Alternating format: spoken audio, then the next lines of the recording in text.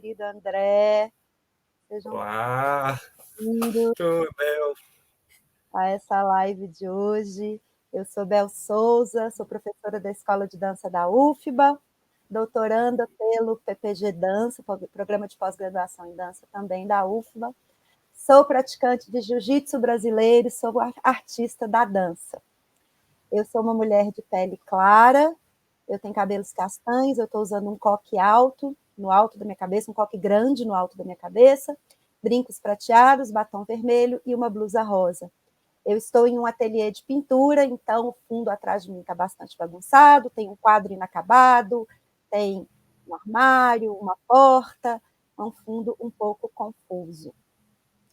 E é com muita alegria que eu dou as boas-vindas hoje a todos, todas, todes, principalmente ao nosso querido convidado super especial, André Sartori.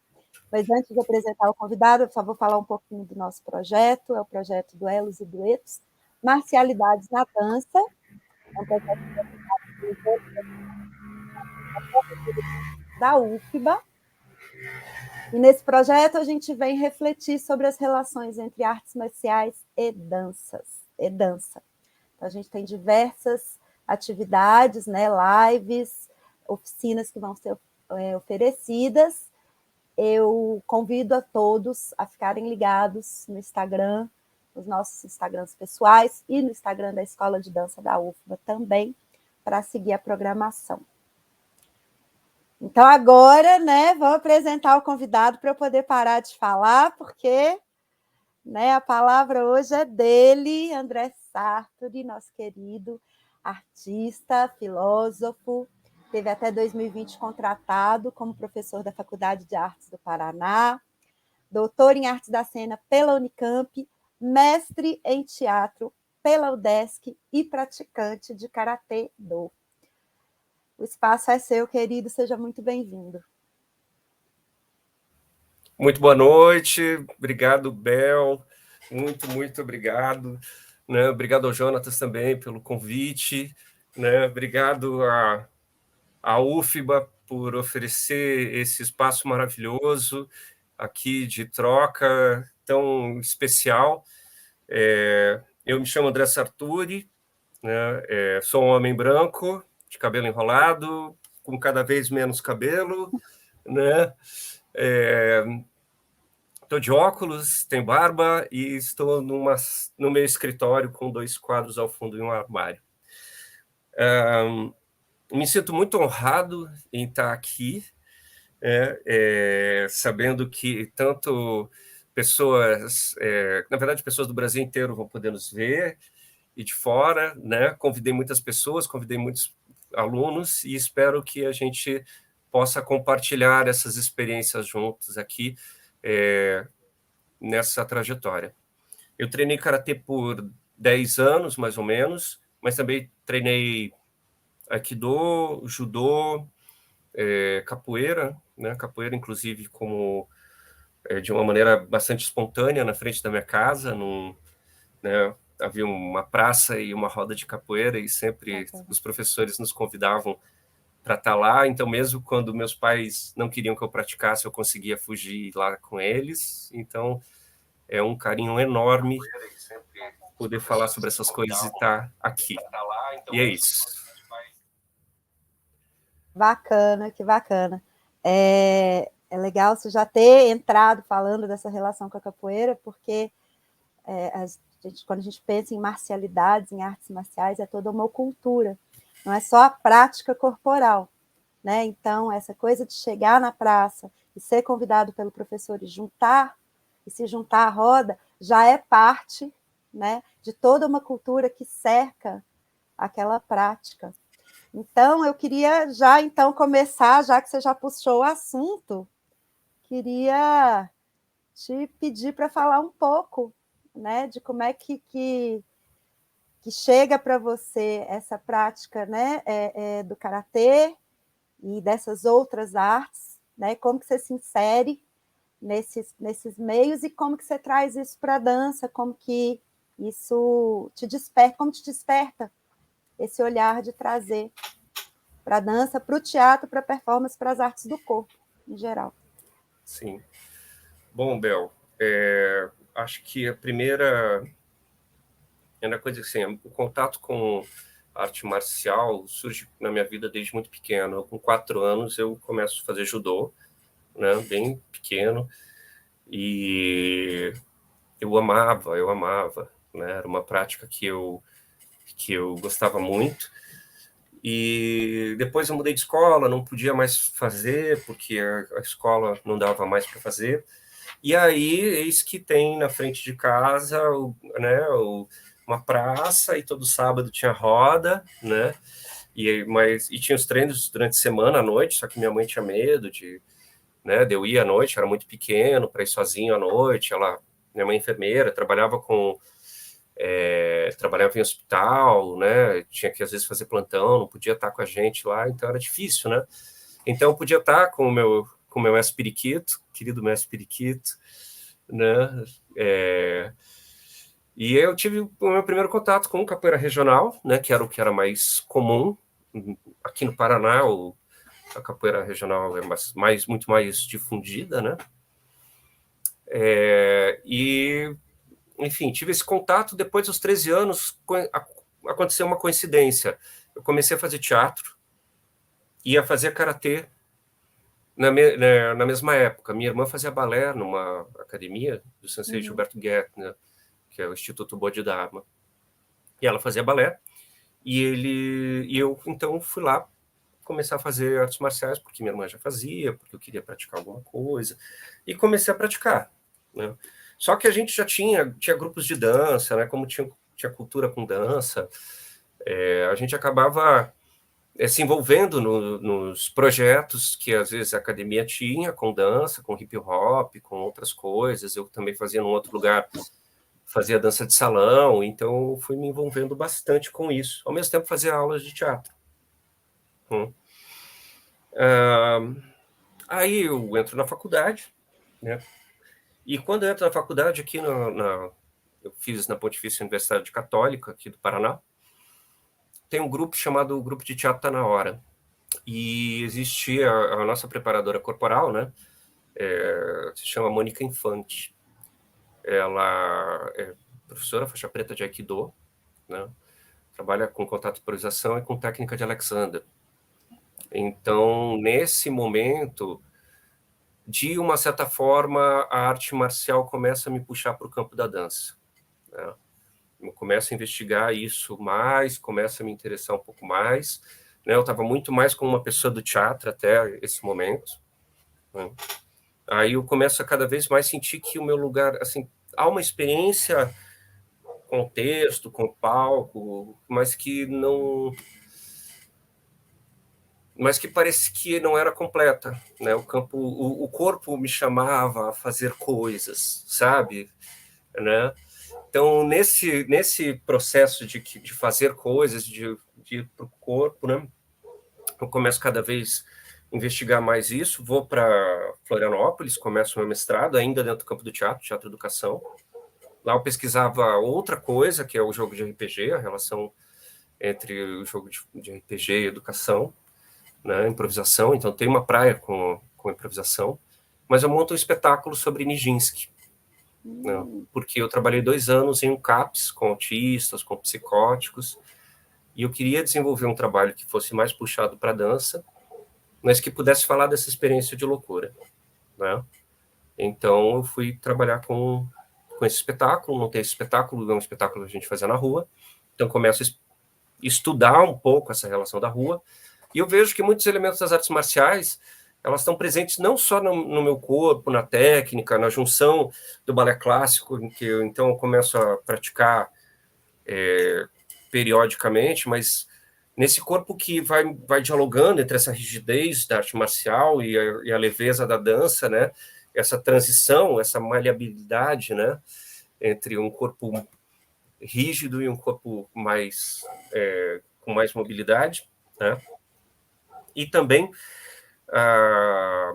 essa experiência na rua me fez ficar atento aos princípios das artes marciais, como, por exemplo, o Zanshin, do qual eu escrevo depois lá na frente, né, junto com no livro que a gente publicou com a Mariana Baruco, né? Em que eu percebo que um estado de atenção é necessário, um estado de percepção, que essa relação com o público, ela é uma relação de vínculo muito semelhante à que você tem quando você está lutando com o outro, em que você tem que estar muito atento a tudo que aquele corpo te diz, sabe? A fazer uma leitura corporal desse outro corpo, né? Não basta só você ter técnica, né? Não basta só você ter técnica, mas você precisa, antes de tudo, perceber outros elementos, né? A gente conversou sobre isso na última live, eu e o Jonatas. Vocês conversaram sobre isso? Desse estado de presença, que é um lugar onde as duas se encontram de uma maneira muito forte. Dança e artes marciais, assim, é um ponto de convergência. É esse estado de presença, né? E ele é um estado de presença, que exige um estado de relaxamento em atenção, né? Uma das metáforas do Zanshin é o gato, por exemplo, né? O gato está lá, deitadão, você cutuca ele, pá, né? Ele responde, né? Mas ele responde não com tensão, ele responde com atenção, né? É um corpo que está ali muito vivo. Enfim, aí fiz esse processo, né? Aí começo a investigar cada vez mais essa relação com a rua também, com a improvisação, com a composição em tempo real, né? E aí eu vou para Campinas para fazer o doutorado, e aí eu começo a pesquisar com a Holly Cavrell, né? A relação entre dança moderna, dança contemporânea, espaço urbano. Ela tem, né, a Companhia do Domínio Público, né? Tem todo um trabalho com a rua. Ao mesmo tempo, faço uma disciplina de arte marcial para dança com a Mariana Baruco, né? Conheço, então, o trabalho dela. E aí, nesse momento que eu começo a resgatar essa experiência, e eu começo a pensar como que no meu projeto de doutorado, como na minha pesquisa sobre espaço urbano, sobre memória, questões pessoais, né? Como é que essa minha trajetória do judô, do karatê, ela pode, de alguma forma, fomentar um trabalho em dança, né? Aqui tem passa-trem do lado, desculpem aí se o barulho do trem incomodar. Né? Ah, que lindo! Me lembro quando eu era criança, eu morava perto da linha de trem também. Aí agora eu fui lá longe, fui lá atrás. Nossa, mas enfim. E aí eu começo a juntar e aí eu começo a montar um espetáculo onde o movente é a relação entre equilíbrio e desequilíbrio, né? Então eu começo a ver todas as minhas questões físicas de equilíbrio e desequilíbrio, né? Quando era criança eu pisava com os pés tortos, e esse inclusive foi um dos motivos pelos quais os meus pais me botaram no karatê, no judô, né? Eu caía muito quando era criança, então tinha um aspecto disso, né? E, ao mesmo tempo, que tipos de desequilíbrio acontecem na minha vida, né? Desequilíbrio emocional, desequilíbrio financeiro, desequilíbrio amoroso, né? Como que eu busco me reequilibrar nisso? Como que essas experiências vão surgindo? E aí eu coloco as práticas, né? Como elementos coreográficos e de elaboração né?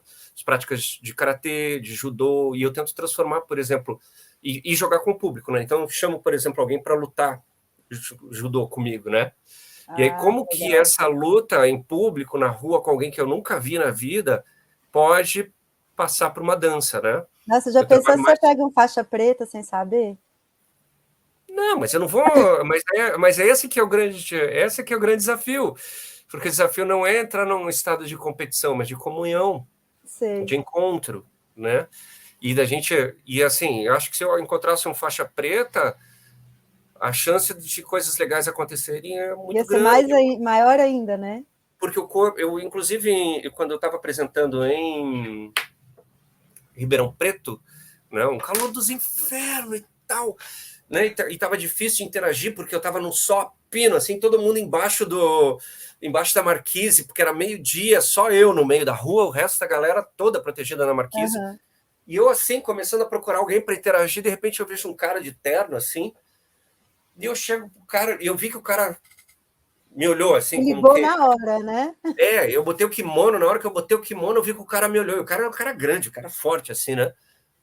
Eu cheguei pro cara assim, e comecei a jogar com o cara e tal, e puxar, e aí ele me botou nas costas dele, e eu fiquei assim, tipo, fazendo voador e tal, né? E deixei o cara me levar, entende?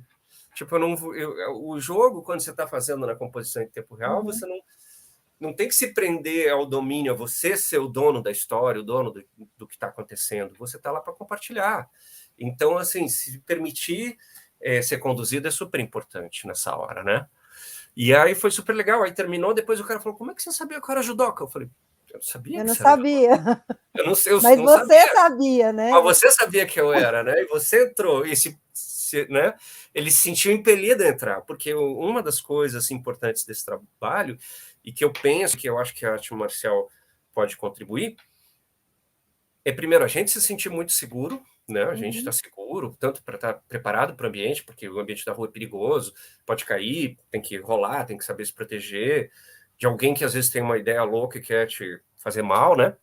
Uhum. Mas essa percepção do corpo do outro e da abertura com relação ao outro, ela é importante. Essa leitura desse corpo, é entender que quando você se sentir seguro para criar um ambiente aonde todos fazem parte. E a Uhum. hora que todos fazem parte, que aquilo faz sentido para cada um, né? Porque cada um percebe que a sua contribuição faz sentido. Ela é um elemento evocador de uma nova prática, como a gente quando está lutando. Você no jiu-jitsu, eu acho que isso é até mais presente. Não é que é mais presente, como é a relação mais próxima, É quase cada um reconhecimento micromovimento. estratégico. Hã? Eu Hã? acho que é quase um reconhecimento estratégico quando a gente está lutando, não é só, É. né? Porque assim, só que as lógicas, o que orienta a lógica é um pouco diferente, porque Uhum, a gente quer finalizar, a gente quer derrubar, a gente quer acabar quando a gente está lutando, e uhum. quando a gente está dançando é o contrário, é a lógica de jogo que Que vai vai imperar. A seguindo. gente quer que a coisa continue, a gente quer, né, uma cooperação. Mas assim, é quase um reconhecimento estratégico do corpo do outro, né? Só que voltado para diferentes objetivos, talvez. O que É. você acha? Acha que faz sentido a gente chamar de talvez reconhecimento estratégico? Você acha que seria um outro termo que a gente usaria? O que você acha? Não, eu acho que é esse mesmo, né? Mais ou menos como o xadrez, né? Só que você, no sentido de que você, né? Como o xadrez, o jiu-jitsu, algumas pessoas fazem uma analogia do jiu-jitsu com o xadrez, né? Justamente por causa desse pensamento estratégico, né? Uhum. Mas é no sentido de que você vai entrando no fluxo, percebendo se ele for para cá, eu faço isso, se ele for para cá, eu faço isso, né? Mas é porque, na verdade, o que você está observando são linhas de fuga, de possibilidades, né? E é aí que está o grande barato das artes marciais, né?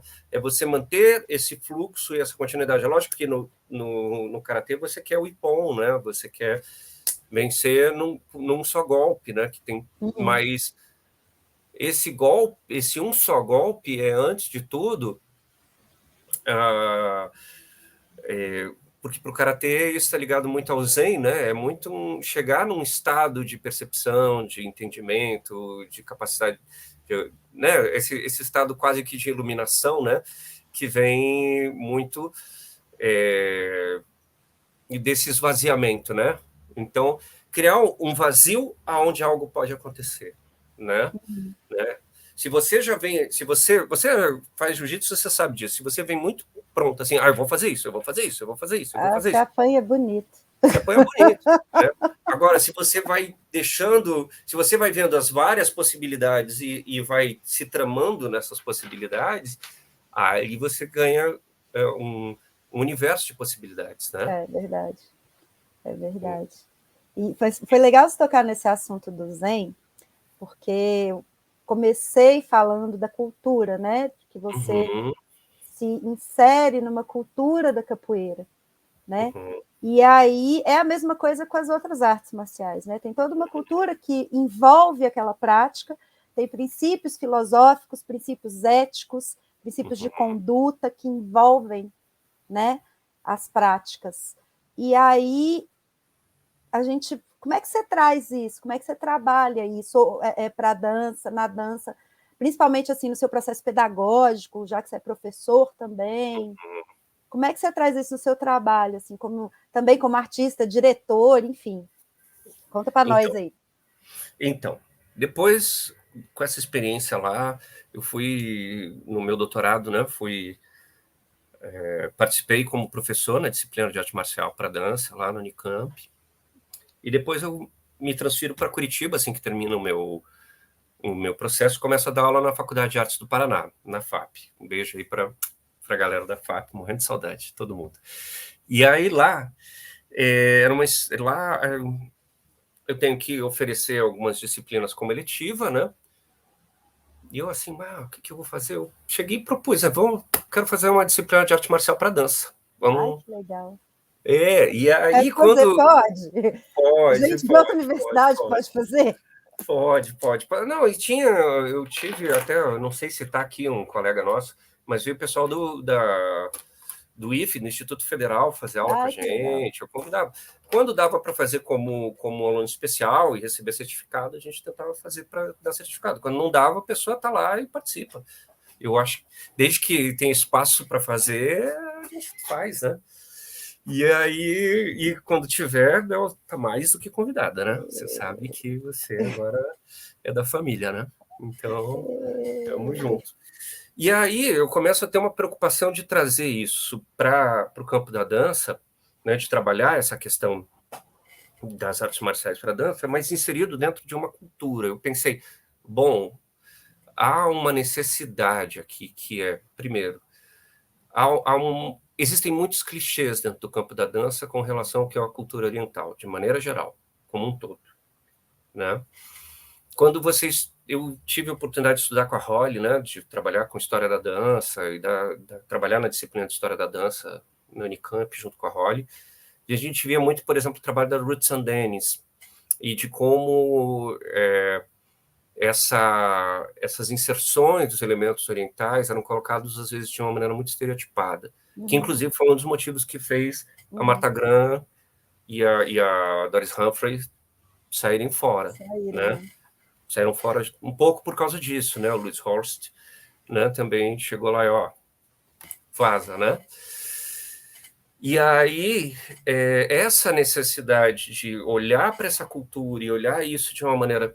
A gente começa a cada vez mais pensar, cada vez mais a noção do pensamento decolonial começa a aparecer como uma necessidade dentro da universidade, né? Assim como a gente olha para a nossa cultura brasileira, por exemplo, a cultura da capoeira, e precisa decolonizar, né? Eu, dentro das minhas leituras, a partir de Homi Bhabha e do Eduardo Said, né, e de pensar essa ideia de orientalismo também como um pensamento colonial, me veio a seguinte necessidade. Bom, eu vejo esses alunos colocando elementos de práticas orientais, de aikido, de karatê, de judô, de yoga, tudo de qualquer jeito, né, nos seus trabalhos. E eu vejo que há uma necessidade da gente começar a olhar isso a partir dos princípios. Então, vamos olhar, durante um semestre, essa ideia de oriental e orientalismo. Depois disso, vamos pensar como é que esses elementos começam a entrar lá na cultura indiana, né? Pensando que a Índia é para o Ocidente, é para o Oriente, mais ou menos, ou para esse lado do mundo, mais ou menos o que a Grécia para a gente, né? Hoje não existe mais essa divisão, mas durante muito tempo ela foi. E pensar como um centro irradiador. Então, vamos pensar no yoga, na relação do yoga com as artes marciais. Aí eu começo a estudar, eu começo a fazer o caminho da volta, né? Tá, o karatê, a minha referência é o karatê, a principal. De onde que o karatê veio? Vem de uma tradição das artes marciais chinesas, né? Que vão ter relação com o budismo, com o Bodhidharma no mosteiro de Shaolin. Bom, mas onde que Bodhidharma veio? Bom, veio da Índia. O que ele estudava? Bom, ele estudava Kalarippayattu ou Vajrayana. Então, então o que é o Kalarippayattu? Aí eu começo a fazer essa caminhada, de explicar os princípios do Kalarippayattu, os princípios do yoga, né? Falar um pouquinho dessas referências, depois falar da cultura, especialmente do Zen e do Tao, né? Dessas duas grandes vertentes do budismo, né? Depois a gente olha para as práticas japonesas, né, especificamente, porque eu tenho um pouco mais de referência no corpo, né? Tenho também de prática de yoga, hoje, inclusive, eu venho fazendo formação em yoga, né? Mas começo a trabalhar com essas práticas, né? Trabalhar, então, com quedas, com rolamentos, com a noção de kata, né? Trabalhando com essas referências. E aí a gente começa a fazer uma passagem a partir das artistas do início do século XX, das profissionais da dança do início do século XX, às vezes fazendo algumas pontes também com o pessoal do teatro, com o pessoal da performance, né? Como Grotowski, como Eugênio Barba, né? Peter Brook, mas dentro dos principais autores da dança, principalmente que a maioria do público é da dança, né? Então vamos ver como é que esses elementos vão entrar. Entra um pouco na Isadora? Um pouco, né? Primeiro, assim, como é que isso se dá, essa colonização, né? Essa ocupação dessas pessoas que vêm da Europa, vem da Ásia para a Europa, para a América, né? Para a América como um todo, né? Vamos entender que tipo de imagem que se construiu dessas pessoas, né? Então, de que jeito também que essa informação é passada, né? Muitas vezes de uma maneira, às vezes, um pouco estereotipada, né? Às vezes um pouco há um conflito entre o que a comunidade pensa e o que quem vem de fora e aprende pensa, né? Então, como que essas comunidades começam a influenciar e pressionar de alguma forma a cultura do Ocidente, né? E influenciar essa cultura do Ocidente. Então, você vai ver, por exemplo, que tem muita colônia chinesa e japonesa na costa oeste dos Estados Unidos, né? Sim. Coincidentemente, você vai ver que a Ruth Sandenis vai começar a olhar para isso, achar isso interessante. Ela vai fazer uns movimentos meio de turista, passear, fazer um tour pela Ásia, e vai trazer isso e vai montar um monte de espetáculos a partir desses fragmentos, né? Isso, mas isso já está lá. E aí, quando, claro, a Doris Humphrey e a Isadora, que já tem uma vivência maior e conseguem pensar isso de uma outra maneira, vão falar, não, vamos pensar a partir dos centros do corpo, né? Claro que a Marta não falava muito disso, mas a Holly foi aluna direta da Marta, né? Ela falava muito que a Marta falava sobre meridianos, sobre chakras, falava sobre isso, mas mais no círculo interno, né? Que ela se interessava por isso, né? E que às vezes até sofria algum tipo de zombaria por causa disso, né? Na época dela, né? Aí você vai ver um pouco mais para frente como que o Merce Cunningham e o John Cage vão pegar os conceitos do Zen, né? E aí a gente está falando de um movimento na história, por exemplo, pós Segunda Guerra Mundial, né, onde, né, uma grande parte da população norte-americana, dos soldados, foram dos Estados Unidos para o Japão, acabaram tendo contato com muito da cultura lá, acabam disseminando dentro de uma nova visão. E aí como que isso influencia o pensamento do John Cage, né, com o Zen, e o Tao com o I Ching, por exemplo, para o Cunningham, né? E aí depois a gente observa um pouco nas aulas mesmo, pratica um pouco também de contato improvisação, estuda o trabalho de Steve Paxton, estuda as relações, as entrevistas que o Paxton dá sobre Aikido, como eles praticam. Quando a gente tem possibilidade, a gente chama mestre de Aikido para dar aula também para a gente, né? Assim como de Judô também, eu chamo professores, eu não fico só na minha própria prática, né? Eu convido os especialistas, né? E aí a gente faz vivências dessas práticas e depois uma última fase é trabalhar com improvisação e composição, né? Que aí é tentar montar. É uma disciplina super densa. A gente trabalha muito. Bastante. Né? Às vezes fica bem apertado para a gente conseguir. Bastante. Se tiver muito feriado, já complica. Sempre, os feriados sempre acabam com a gente, né? A gente faz o planejamento tudo certinho. Os alunos vão xingar a gente horrores agora. Não, o feriado é bom, mas a gente faz o planejamento todo resto, a gente repete o feriado para o professor é ruim, cara. Com certeza. E assim, você falou da densidade dessa disciplina. Eu acho interessante como você parte dos pensadores de dança e dos fazedores de dança, né, dos artistas de dança, para identificar e trabalhar esses princípios das artes marciais, né? Que também é uma outra possibilidade de caminho, ao invés de você ir buscar especificamente na arte marcial, se focar no princípio específico daquela arte, né? Você vai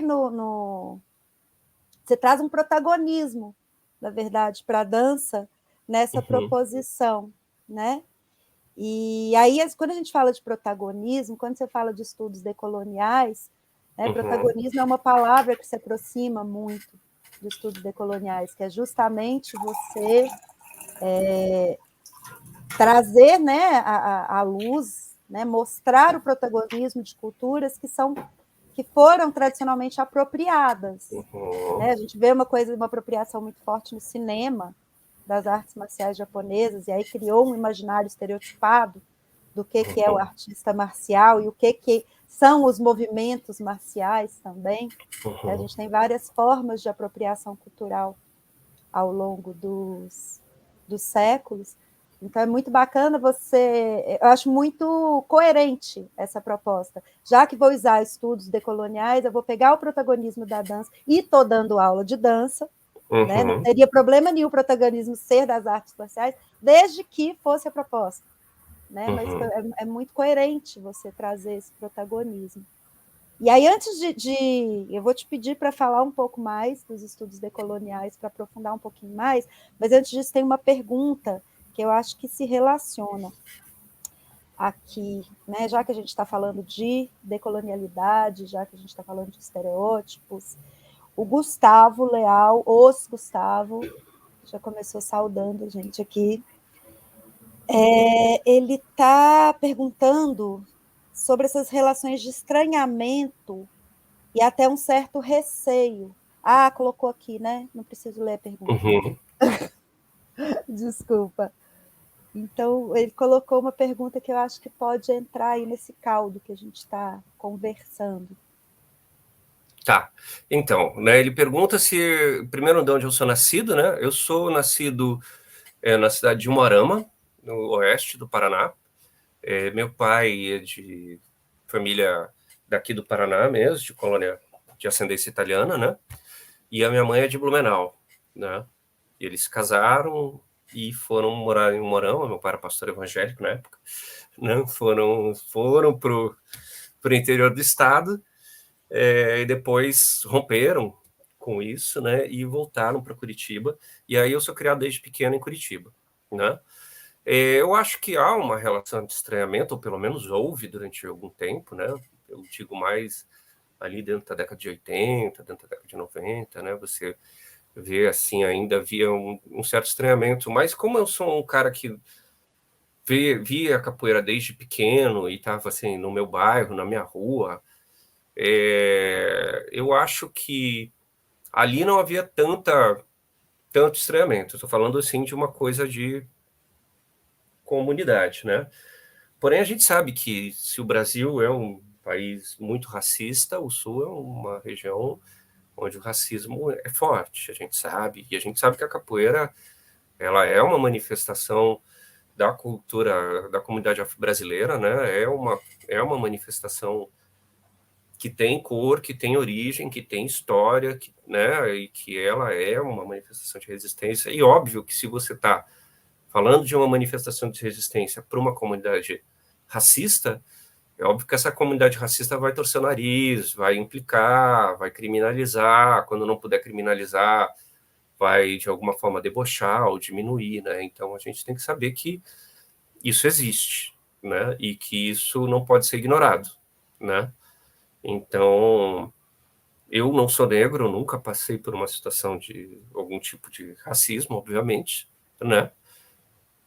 Quem pode falar isso melhor são as pessoas da comunidade negra daqui, mas da onde eu vejo, isso é complicado, né? Quando eu morei em Floripa, eu convivi mais com o pessoal do samba, porque eu fui trabalhar no Alto da Caeira, no Morro da Cruz, fui dar aula para uma comunidade lá. E, na verdade, a comunidade era dividida em duas partes, né? A comunidade branca, que ficava em cima, e a comunidade negra, que ficava no meio, depois outra comunidade branca, na verdade, três partes, uma outra comunidade branca que ficava embaixo. A comunidade negra era uma comunidade tradicional, praticamente quilombola, né? Era uma comunidade que, né, que a manifestação como capoeira, o samba, né, a vida comunitária de uma comunidade negra mesmo estava muito presente, muito viva né? E eles me narravam coisas do tipo, olha, até, sei lá, a década de 60, 70, os negros não podiam andar na Praça 15, que é a praça central da cidade, a não ser num determinado lado da praça, né? É segregação, estilo Segregação Estados real, Unidos, assim, essa né? segregação, isso que a gente escuta falar, né, lá na África do Sul, em política de Uhum. Um apartheid, você tinha apartheid ainda, mesmo, né? é um apartheid, né? É um apartheid. Então, assim, é importante a gente saber, entender e ouvir isso, né? E saber de onde você vem. Entender Uhum. que eu, como pessoa branca, lógico que tenho, nunca vou ter essa total experiência para dar uma resposta tão qualificada quanto a pergunta foi feita, né? Eu gostaria que ninguém precisasse responder que sofre racismo, né? Mas uma vez que o racismo existe, né? Uhum. Acho que as pessoas mais qualificadas são as que passam por isso, né? Infelizmente, né? Sim, sim. Enfim, não sei se te responde. E os É, não, com certeza. E acho que aí fica mais coerente ainda trazer as perspectivas decoloniais, né, Uhum. para estudar marcialidades. A gente Sim, vai ter a mestra Dandara aqui na sexta-feira, que trabalha sob essa perspectiva também, ela é minha colega de doutorado, e que trabalha sob essa perspectiva. E aí, quando a gente volta para as artes marciais japonesas, a gente vê também o quanto é importante, né, você ter outros olhares para a cultura e outros olhares sim. para os princípios, e como esses princípios eles acabam se manifestando de uma forma muito visível no corpo, né? Uhum. Como que é muito reconhecível, como aconteceu com o judoca que te viu improvisando e te viu vestindo kimono e imediatamente, né, reconheceu, né, essas chaves de reconhecimento, né, elas são muito mais, elas vêm muito mais de toda uma cultura que cerca a prática do que da prática em si, né, como da Uhum. dança também, a gente também Uhum. se reconhece, né, se reconhece muito. Deixa eu ver se acho que tinha mais uma pergunta aqui, mas eu acho que aí a gente volta um pouquinho lá para o início da sua fala. Você falou de equilíbrio e desequilíbrio. E aí eu queria te pedir para. É até um comentário do Jonathan, né? Que a Sim. questão de equilíbrio e desequilíbrio é muito cara, tanto para a dança, né, quanto para as artes marciais. E aí eu queria te pedir para falar um pouco dessas habilidades, capacidades motoras, o que, que você identifica de utilização de princípios assim de artes marciais para a dança. Como é que você trabalha, o que, que você identifica de importante, de convergência, divergência, enfim. Só jogar aí na roda. Então, bom, o equilíbrio e o desequilíbrio é uma questão muito presente, né? É o tema central, por exemplo, da Doris Humphrey, né? Com quedas e recuperações, né? Da dança moderna, né? Eu acho que um trabalho importante de todo artista contemporâneo é olhar os seus antecessores, né? E tentar responder, né? Parece arte, tentar responder as perguntas que os modernos começaram e tentar dar um passo à frente, né? Então, essa questão do equilíbrio e do desequilíbrio, ela está presente em todo essa cultura que se inicia e que se irradia, talvez a cultura indiana, né, onde você vai ver o equilíbrio em permanência no yoga, né, essa importância, né, e mais do que isso, né, essa ideia, né, eles falam Yoga Chitta Vrati Nirodha, né, ou seja, o yoga né, manter a mente em um só lugar, em um só foco. E esse manter a mente em um só foco é manter esse. A gente pode usar uma palavra, o equilíbrio não é uma boa palavra, mas é talvez a mais próxima, né, no sentido de que manter um equilíbrio entre uma mente muito, que eles vão dizer, rajádica, muito acelerada, né, que em última instância é uma mente ansiosa, né? E uma mente tamásica, né? Ou seja, uma mente que é muito parada, uma mente que é muito que não está em movimento, né? Que que em última instância, no mais extremo, seria talvez o deprimido, né? E a mesma coisa vai para o corpo, né? Um corpo que também não está nem parado, nem em extremo movimento, mas ele está num equilíbrio dinâmico, né? Um equilíbrio em permanência, né? Por exemplo, no Japão, essa mente que também está nesse estado de Zanshin, não é nem uma mente que está super querendo dar conta de tudo, nem uma mente que está desligada, é uma mente que está num estado tal de relaxamento em atenção, né? E isso eu acho que é importante também, essa questão desse equilíbrio para a dança, né? A dança ela tem que dialogar com diversos vetores de equilíbrio, tanto os vetores de equilíbrio, né, no sentido, aquele sentido mecânico, né, que a mecânica diz, né, as forças, quando todas as forças se igualam a zero, né, você tem então um estado de equilíbrio, né, quanto também alguns outros equilíbrios, o que a gente na psicologia corporal vai falar da motibilidade, né, que é essa capacidade que as células têm de ao mesmo tempo expandir e contrair, né, de ir ao mundo e voltar. Então nem essa expansão que se enrijece e afasta, nem esse encolhimento que te limita, né? Um movimento que flui por esses diversos campos, né? Esse eu acho que é o grande desafio da dança e do dançarino, né? Ele poder explorar essas diversas densidades de corpos, né? E isso é uma coisa que eu, inclusive, trabalho em aula, né? Por isso também que eu trabalho muitas vezes os katas bem rígidos, assim, com movimentos bem rígidos, porque os bailarinos muitas vezes vêm de práticas de educação somática ou de outras práticas que às vezes trabalham um corpo um pouco mais relaxado, e aí nesse diálogo entre essas experiências, diferentes experiências de corpos, é que a gente pensa um corpo que tenha essa motibilidade, né, para não nem enrijecer demais e nem ser um corpo, né, nem ser tamásico demais, nem rajádico demais, né? Enfim, usando uma terminologia do yoga. O aluno começa, o praticante, né? Não é falar o aluno, mas assim, o praticante começa a modular um pouco, né? A produzir modulações tônicas que vão enriquecer mesmo a prática de movimento, enriquecer repertório, né? Dá a possibilidade de criar repertório, dá a possibilidade de compreensão, né? Também do que se tem da própria trajetória, né? Porque ninguém entra numa aula, seja lá do que for, uma folha em branco, né? Todo mundo vem de algum lugar e todo mundo traz, né, as suas vivências. Então é importante, às vezes pela prática, né? Uma prática nova ou uma prática do outro, você consegue compreender também, né, onde é que estão as suas próprias, onde é que está a sua própria trajetória, onde é que estão, o que você está trazendo, né? É acessar aí, isso, né? Exato. A gente vai criando, eu estou achando interessante a sua fala, André, porque a gente vai criando, assim, a gente cria uma ancestralidade da arte à medida que a gente começa a olhar para quem veio antes, né? E aí a gente começa a olhar também para o que se fez, o que a gente fez, e como que né? Que marcadores de movimento, que marcadores de entendimento corporal a gente tem, né, a partir dessa nossa trajetória também.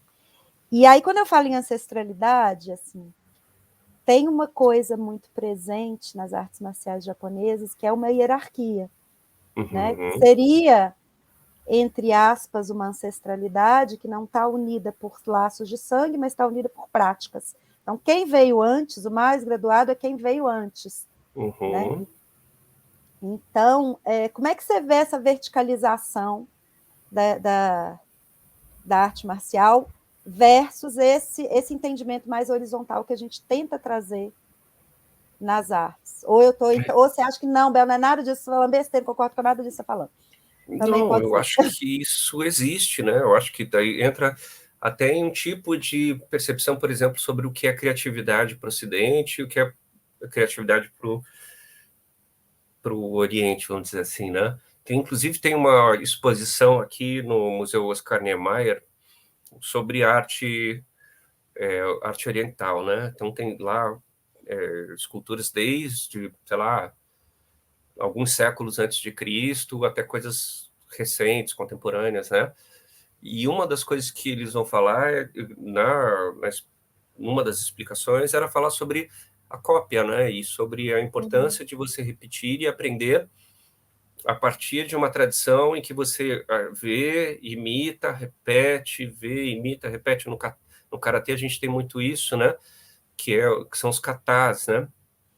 Então, há uma noção de arte muito como acabamento, como precisão, e que isso leva muito tempo. Daí também essa relação com a hierarquia, né? Há uma ideia muito disseminada, né?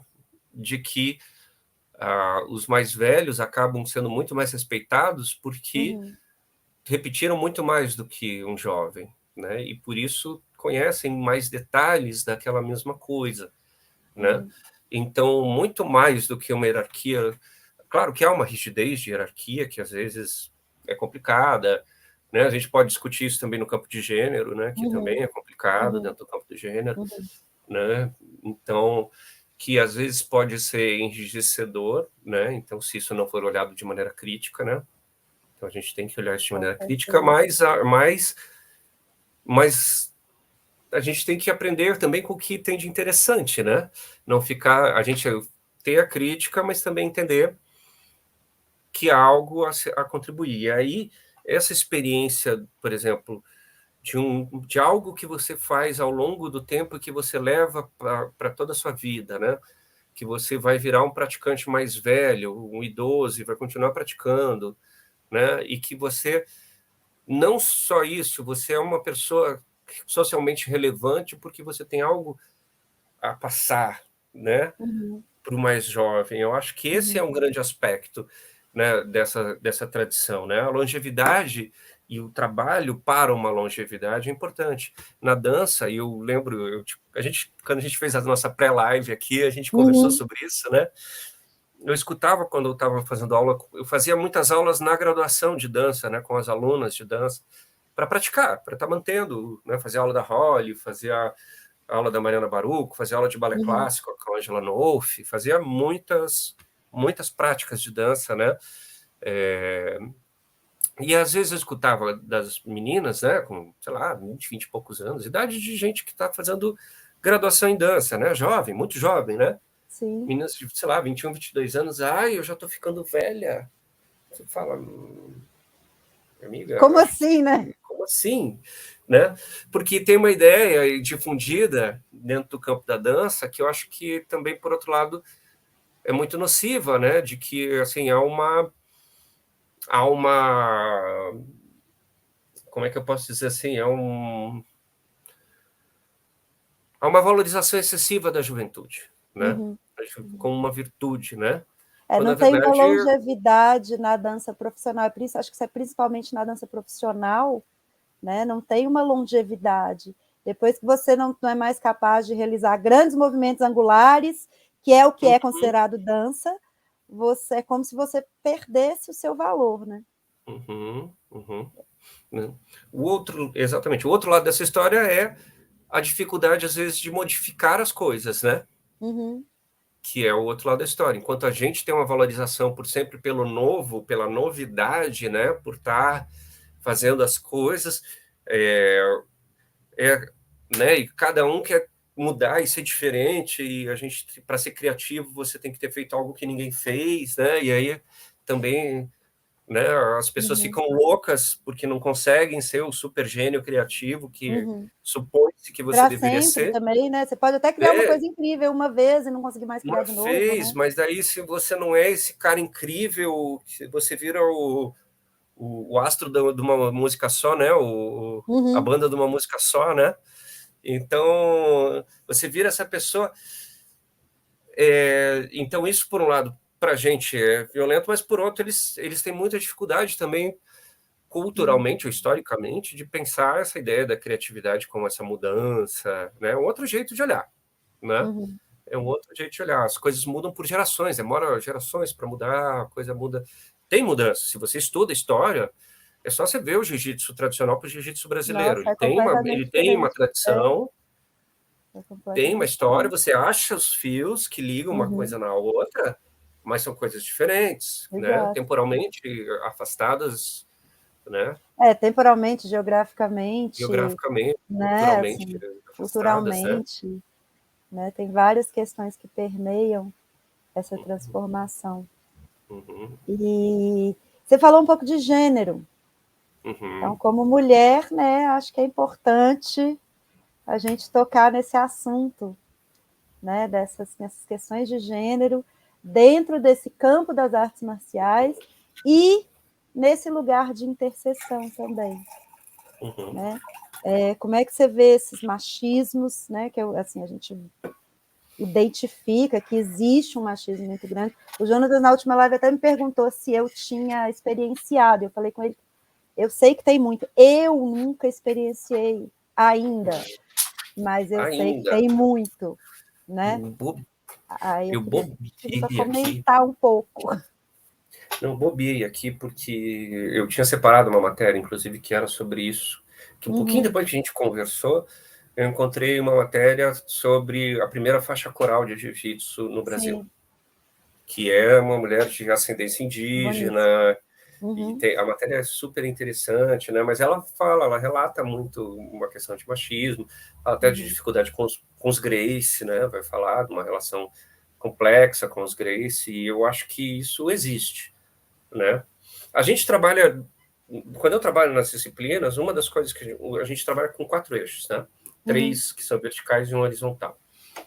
O primeiro é a arte marcial como uma forma de treinamento, né?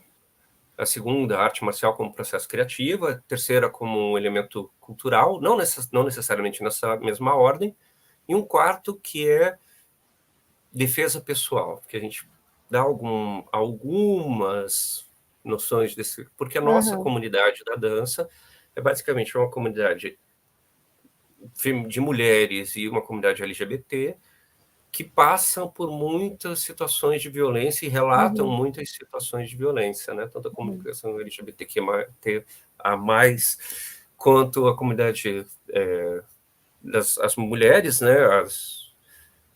De maneira geral, né? uhum, Elas sofrem muita violência. Então, ter noções de defesa pessoal, elas são importantes também, né? uhum, Porque a gente vive num mundo que é muito machista, que entende que a mulher está a serviço do homem, inclusive no ponto de vista sexual, né? Então, uhum, né,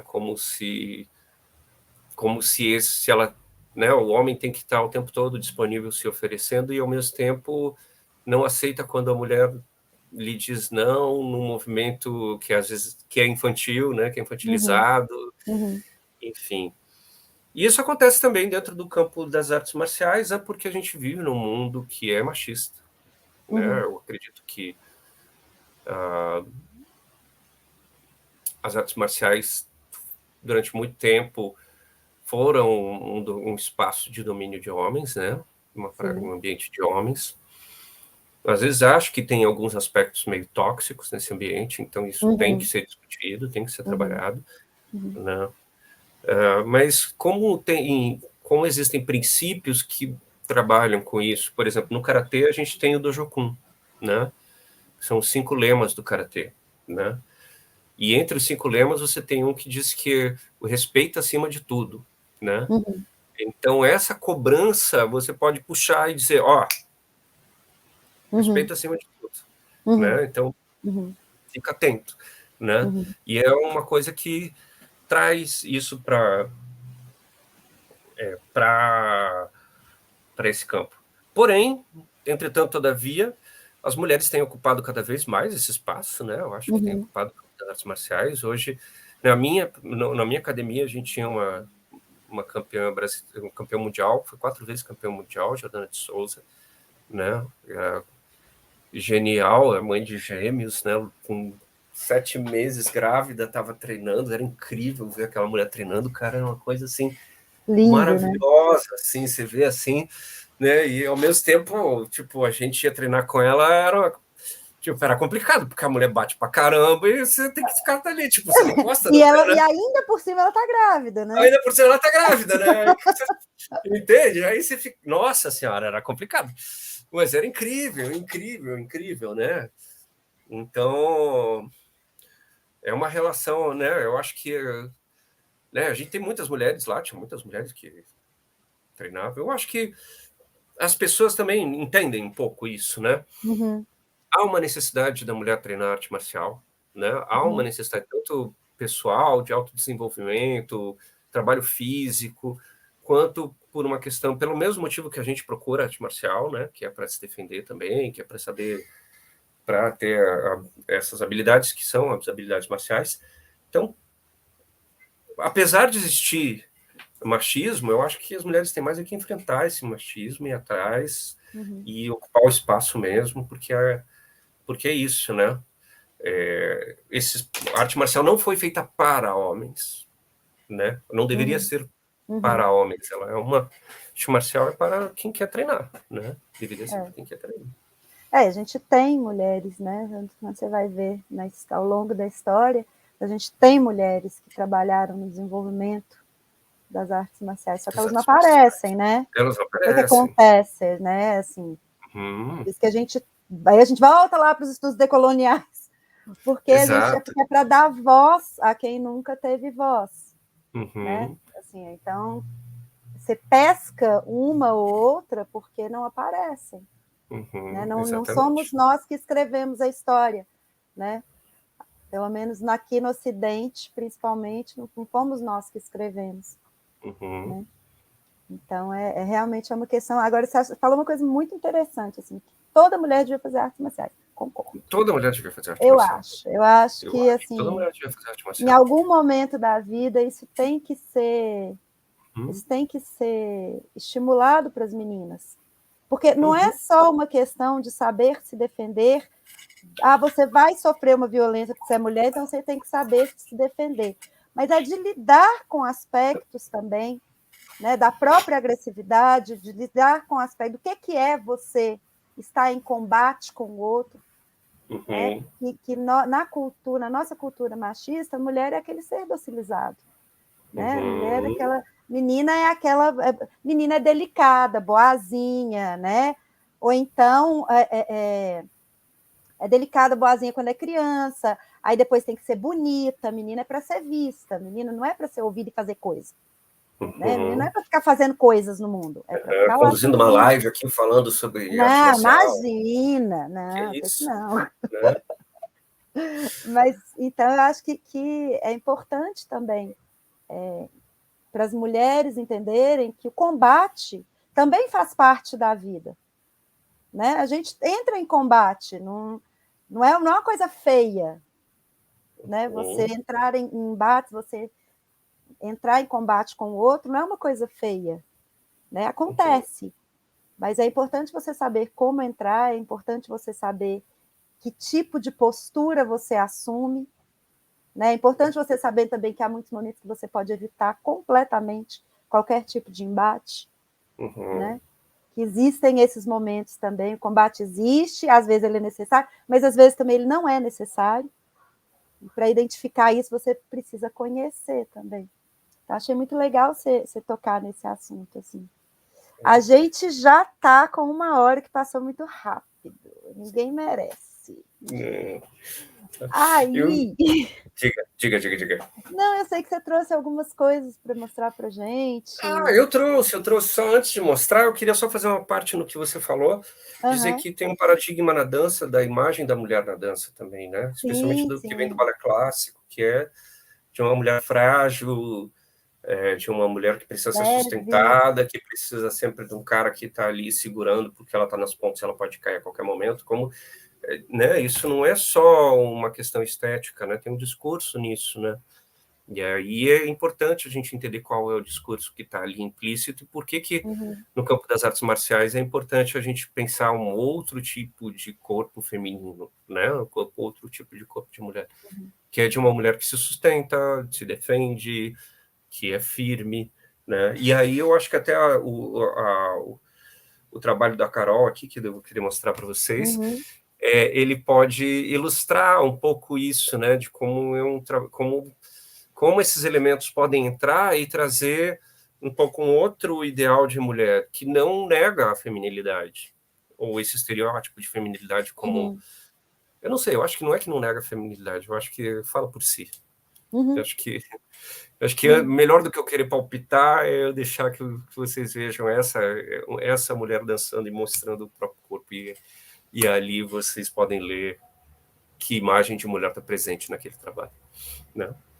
Então, não sei por onde que a gente começa a mostrar, quem sabe podemos mostrar o trabalho da Carol, né? Vamos mostrar o trabalho da Carol.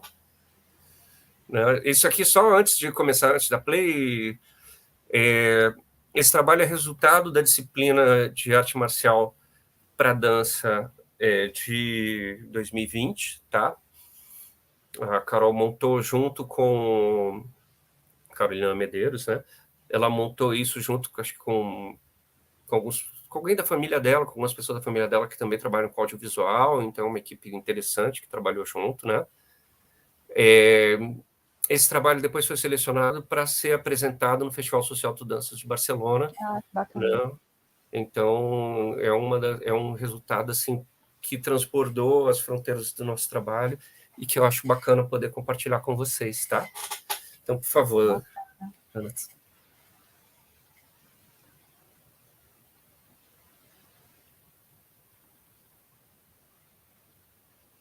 Só me avisa se já tem som, porque não tem som aqui para mim. Para mim também não tem som, tem que ver se foi compartilhado com o som. Agora veio.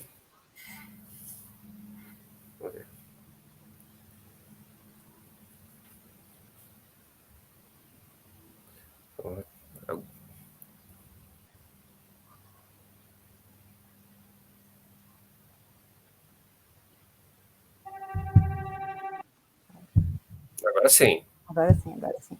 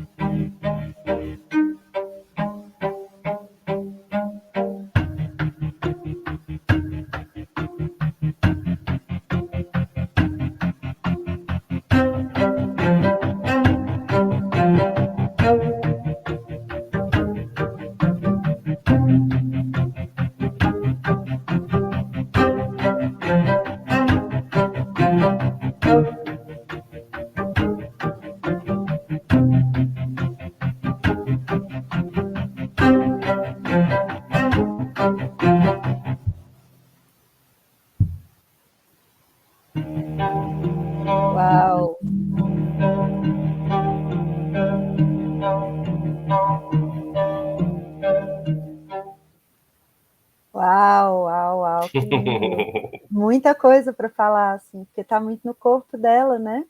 Está muito no muito corpo do dela. que a gente falou aqui. A gente vê para além do código.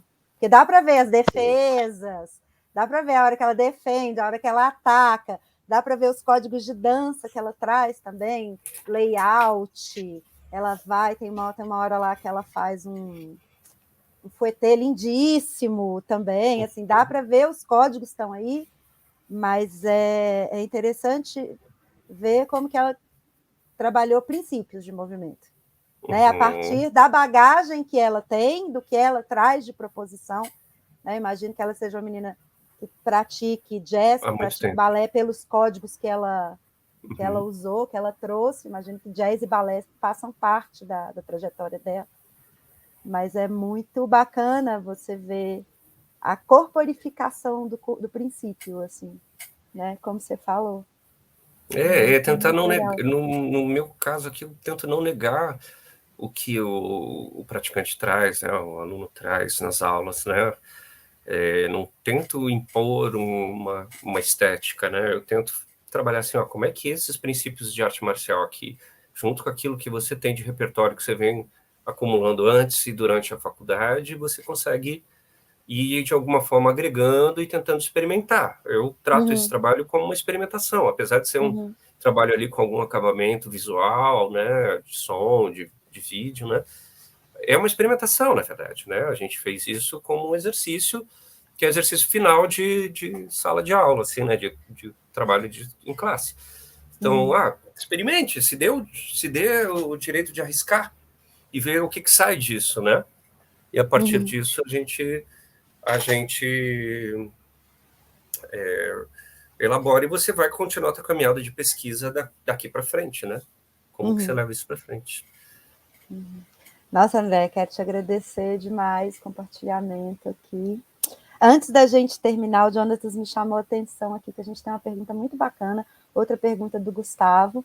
Acho que o Gustavo vai estar em todas as lives, ele estava na última, Gustavo. Hoje, eu acho que o Gustavo vai estar em todas as lives.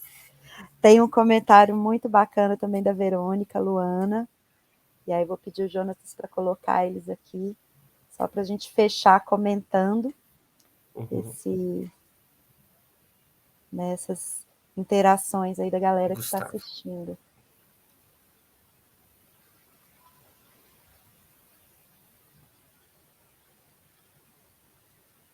Sim. Não com a arte... Desculpa, eu vou ler a pergunta, eu não fiz isso outra vez, para as pessoas que têm baixa visão ou deficiência visual. Eu esqueci, tá? André, a coleção de arte... Eu esqueci da outra pergunta, a gente tinha que ter se ligado.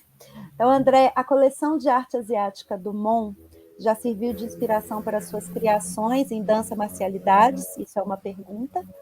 E aí a segunda pergunta, em seus processos criativos você se inspira em outras artes, como artes visuais? É a segunda pergunta. Sim, não para a primeira e sim para a segunda. Né? A coleção de arte asiática do MON, não especificamente, mas arte asiática, sim, com certeza. Né? A coleção do MON... eu estimulei os alunos a conhecerem a exposição, assistirem a exposição, mas a gente teve a pandemia também, né, durante o processo, e aí, logo que começou a exposição, a gente teve a pandemia, então ficou muito difícil da gente poder ver. Mesmo assim, eu fui ver a exposição, acho que umas 3 ou 4 vezes, eu adoro a exposição, né, e assim, se né, professora, se você estiver aqui, se o Jonas vier para cá, eu vou levar nós vamos fazer várias verem. coisas. Nós já estamos arrumando várias coisas que nós vamos fazer. Nós vamos fazer, vocês vão lá. Né? O MON é um passeio imperdível aqui em Curitiba, assim como conhecer as múmias aqui em Curitiba. Tem 2 múmias que estão no Museu Egípcio. A segunda eu me inspiro, sim, muito em artes visuais, né? Algumas referências como Tomiotaki, né? Especialmente na relação com o Zen, e o Elliot Sica, que é talvez o artista visual que eu mais amo, principalmente nessa ideia de arte participativa, né? Eu fiz, esse tempo atrás, um trabalho chamado Baile do Cara de Cavalo, que era um trabalho de arte participativa, em que a gente fazia um funeral não um funeral, mas lidava com a morte do cara de cavalo, né? Que tem a ver com essa... Falava, então, do Esquadrão Lecoq, falava dos grupos de extermínio, né? Então, né, foi um trabalho que me inspirou muito. O Etcika é uma referência para mim. Bacana. E aí, eu não vou comentar, porque senão a gente começa a conversar. Sim. Vou passar logo para o comentário da Verônica. A Verônica Luana. Ela, quando a gente estava falando, né, sobre a mulher, sobre a questão do gênero, e principalmente sobre a questão das mulheres nas artes marciais, vou ler o comentário aqui também. Fora a objetificação e a sexualização, tem a questão de não ser levada a sério, certo? A incapacidade de lutar bem ou certo, que nem os homens. Cuidado com ela, pega leve, coisas assim que realmente acontecem no treino. No jiu-jitsu, assim, você vai rolar com fulana, você vai rolar com a menina para descansar, por exemplo. A gente adora quando falam isso. Nossa, só que daí vem... O sangue sobe para o olho, assim, a gente adora. Vem que a mulher vem que vem andando demônio em cima. Isso acontece, mas até o dia que você chegar, até o dia que você pegar a Jordana, aí você vai ver o que é bom para tosse. É só isso que eu digo, né? A hora que vai lutar com mulher fraco, botava 3 faixas pretas na frente dela, ela botava no bolso. Coisa linda. É incrível, a mulher é maravilhosa, né? Eu tenho um carinho muito profundo por ela, né? E por toda a equipe do Bodhidharma, né? De maneira geral. Né? Bom, a gente vai ter que encerrar, André. Vamos ter que encerrar. Eu falei Sartori no início, é Sartori, André Sartori, falei errado. Isso. Não tem problema, tudo bem. Eu quero te agradecer demais da conta, falando um mineirês, né? Mineirês aí. Eu tenho essa minha história é com a Bahia, mas eu sou de Minas, estou aqui agora em Minas. Então, te agradecer demais a conta. Nossa Senhora, foi muito bom. Assim, muito, muito carinho, muita admiração pelo seu trabalho. Você foi muito, muito generoso no seu compartilhamento aqui com a gente. Então, a gente só tem a agradecer. Eu agradeço também demais, Bel, demais, né, a você, ao Jonatas, a UFBA, novamente, né, por essa oportunidade, né, ao trabalho que vocês vêm desenvolvendo. Eu sei que não é fácil fazer uma proposta dessa, organizar um evento como esse, online, né, e conversar com as pessoas. E é interessante, né, porque todo mundo vem e se dispôs e está aqui, né, então... Todo mundo tem seus afazeres e, mesmo assim, as pessoas se sentem envolvidas pelo tema, né? E pelo envolvimento que vocês têm com o tema, né? Então, eu acho que isso só faz crescer a comunidade que pensa essa relação entre dança e artes marciais, e a gente está aí para se fortalecer junto. Tá bom? É muito legal mesmo. Todos vocês, nossos convidados, pessoas... Todo mundo tem uma trajetória e uma ação mesmo, e mesmo assim todo mundo aceitou o convite. A gente está muito feliz. Marcar aqui, gente, o protagonismo do Jonatas de Matos nesse projeto. É um projeto que foi idealizado por ele. Ele me convidou, eu estou participando com muita alegria do projeto. Nós estamos, né, numa parceria, mas é importante dizer que quem teve a ideia e quem correu atrás foi o Jonatas. Eu acho importante dar o protagonismo para a pessoa que, né? Apesar de que vocês estão vendo que é toda uma rede que se estabelece aqui. Então, agradecer também, a gente tem que agradecer também todo mundo que é parceiro, agradecer os convidados, agradecer quem veio hoje. Gente. Obrigado. Né? Agradecer a todos vocês que vieram hoje, né, conversar aqui com a gente. Gladys, minha querida, que foi minha colega no mestrado, fiquei super feliz de te ver fora outras pessoas. A Gladys é minha cunhada, né? A Gladys é sua cunhada? A Gladys é minha cunhada. Gente. Então, depois acabar a live, vamos fazer uma resenha aqui.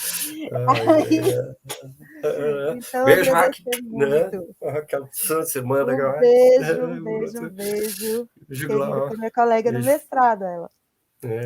Sim, tá agora no doutorado lá no ODS, que tá mandando ver, minha colega de trabalho também, tem um carinho demais pela Gladys. Né? Que bom. E aí agradecer também, Gustavo, Verônica, todo mundo que se colocou, todo mundo que veio assistir, a Pró-Reitoria de Extensão, que apoia esse projeto, a Escola de Dança da UFBA também, grande apoiadora, que está viabilizando esse projeto, o Núcleo de Produção da Escola de Dança, toda a equipe do núcleo, a coordenadora a professora Dana Guimarães, e toda a equipe, a Zana, o Cris, enfim, todo mundo, uma equipe super competente, super disponível. Lembrando que a gente continua com a programação. Então, sexta-feira, às 20 horas, a gente tem mestra Dandara Baldez, falando da capoeira Angola, falando de toda a vivência dela também, né, nesse campo da capoeira Angola, com a dança. E semana que vem a gente continua, a gente ainda vai ter Tica Lemos, a gente ainda vai ter a Carol, enfim. Vamos ter muita gente legal e vamos ter oficinas também. Vamos ter 2 oficinas, uma oficina de princípios de dança e mobilidade para artistas marciais, voltada para artistas marciais, e vamos ter também uma oficina de princípios de artes marciais para pessoas que dançam. Então, esperamos todo mundo aqui. Um beijo. Um beijo. E posso só fazer um jabazinho mini, claro. E não é meu. E não é Na meu. hora. É assim, se vocês tiverem interesse de conhecer a Solange Whitman, que está aqui, Solange Whitman está aqui também? Ela é minha professora de yoga e ela dá o curso de Yoga Sutra. Ela tem um conhecimento gigantesco de sânscrito e é um trabalho maravilhoso. E assim, toda essa arranhada que eu dei no sânscrito aqui foi porque ela me ensinou. Então deixa aqui muito bem ensinado. Muito bem ensinado, obrigado. Muito bem ensinado. Então, Solange, obrigada também por estar aqui. E é isso, gente. Um beijo. Obrigada, André. E em breve a gente vai fazer coisas. Venho aqui para a gente ir para o MON, ver a exposição de arte oriental e a gente dar uma volta aqui em Curitiba, vocês conhecerem. A gente depois vai no Bar do Alemão e toma uma cerveja. Isso é bom também, Então tá, gente. Então vamos encerrar, porque senão a gente começa aqui a resenhar, né? Um beijo para todo mundo. Obrigada. Tchau.